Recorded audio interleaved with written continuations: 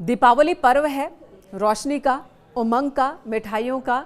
और दीपावली पर्व है जब दुनिया भर के देश जो हैं वो राजनीतिक कूटनीति को भी निभाते हैं। जी हाँ, दीपावली न सिर्फ भारत में मनाई जाती है बल्कि कनाडा के प्रधानमंत्री जस्टिन ट्रूडो मनाते हैं, तो उधर अमेरिका के व्हाइट हाउस में भी दीपावली सेलिब्रेट की जाती है।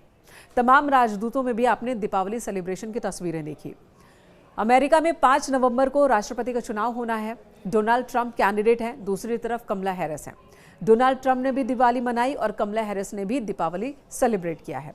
डोनाल्ड ट्रंप की दीपावली को लेकर बहुत ज़्यादा चर्चा हो रही है और इसकी वजह यह है कि न सिर्फ उन्होंने दीपावली मनाकर हिंदुओं के प्रति और हिंदू परंपरा, हिंदू धार्मिक रीति रिवाजों के प्रति अपना लगाव दिखाया, बल्कि यहाँ पर उन्होंने इसी दीपावली सेलिब्रेशन के दौरान उन्होंने बांग्लादेश में हो रहे हिंदुओं पर हमले का जिक्र किया और साथ ही कहा कि बांग्लादेश में जिस तरह से हिंदुओं पर, ईसाइयों पर और अल्पसंख्यकों पर इस वक्त उनके खिलाफ हिंसा हो रही है, उन पर अत्याचार हो रहा है, वो पूरी तरह से गलत है, निंदा योग्य है।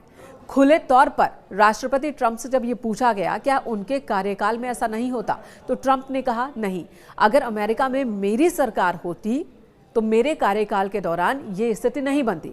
उन्होंने ये भी कहा कि मौजूदा जो सरकार है, जो बाइडेन की सरकार, उस सरकार में अमेरिका में रह रहे हिंदुओं की और साथ ही दुनिया भर के हिंदुओं की अनदेखी की गई है।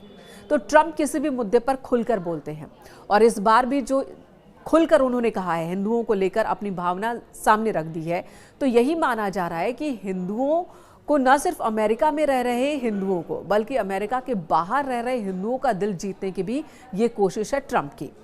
डोनाल्ड ट्रंप ने और क्या कहा ये भी आपको बता देते। ट्रंप ने कहा कि इजराइल से लेकर यूक्रेन तक और हमारे दक्षिणी सीमा तक ये बाइडेन और कमला प्रशासन एक दुखांत कहानी रही है, लेकिन हम अमेरिका को फिर से मजबूत बनाएंगे और ताकत के माध्यम से शांति वापस लाएंगे।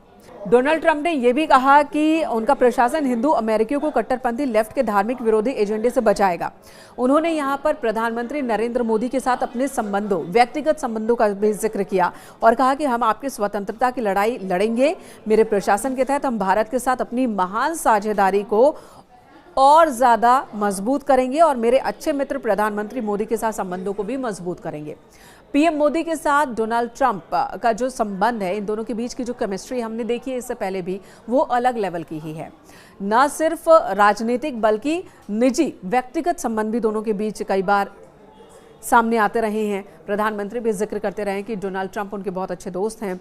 वहीं डोनाल्ड ट्रंप भी पीएम मोदी से अपनी दोस्ती को लेकर बातें रखते रहे हैं और साथ ही साथ उन्होंने एक और बात कही है ट्रंप ने कमला हैरिस की नीतियों को लेकर। उन्होंने कहा कि मौजूदा उपराष्ट्रपति कमला हैरिस की नीतियां बहुत ही गलत हैं, खासकर व्यवसायियों को लेकर, जिन्होंने अतिरिक्त नियम और उच्च दर लगा दिए हैं जिससे छोटे व्यवसायियों को नुकसान हुआ है।